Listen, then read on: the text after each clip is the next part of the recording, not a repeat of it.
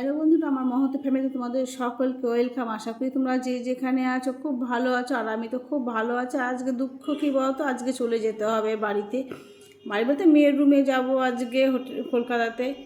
তো সবাই মিলে তো একসাথে হলে না কি আনন্দ লাগে, না এই যে ঘোরাফেরা হচ্ছে একসাথে, আর দেখা জিনিস তো বারবার সত্যি বলতে দেখতে ভালো লাগছে না, ওই জন্য বেশি ঘোরাঘুরি ভালো লাগছে না। আর কালকে তো স্নান করতে পারিনি সমুদ্রে, আজকে একদম ফাইনাল স্নান করব, তারপরে কোনো কিছুই। তো এই তো চলে এলাম সোজা সুইমিং পুলে স্নান করে, কিন্তু সমুদ্রটা তোমাদেরকে দেখাতে পারলাম না। খুব আনন্দ করলাম আজকে, অনেক নিচে জল ছিল। আর এই যে এখানেও খুব আনন্দ হচ্ছে সবাই মিলে, পরিবার মিলে। শুধু একজন আগে মিস করছে, এটা আমার ছোটো মেয়ে। আমার ছোটো মেয়ে থাকলে সত্যি খুব আনন্দ লাগতো, ওটার জন্য একটু মন খারাপ লাগছে।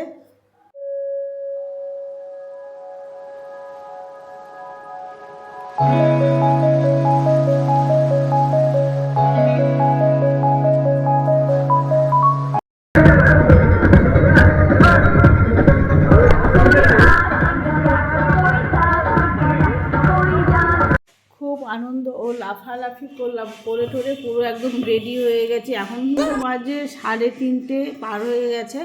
তো খাবো এক জায়গায়, বারবার খাবো না এই হোটেলে, কিন্তু এই হোটেলে সত্যি খাওয়া দাওয়া খুবই সুন্দর, বাড়ির মতন।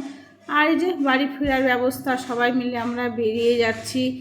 আনন্দ তো হলো, এবার বাড়ি যাওয়ার পালা। ভাবছি যে মন্দির, তো চলো মন্দিরে তোমাকে দেখাচ্ছি কি যে মানে কোথায় থেকে কোথায় লাইন। ওই জন্য দুঃখের বিষয় মন্দিরের ভিতরে ঢুকতে পারলাম না। যারা যদি ভাবো যে যাওয়ার পথে মন্দিরে ঢুকবো, ওটা ভুল করো না আমাদের মতন। আগের দিন গিয়ে সকালে গিয়ে দর্শন করে এসো মন্দিরের।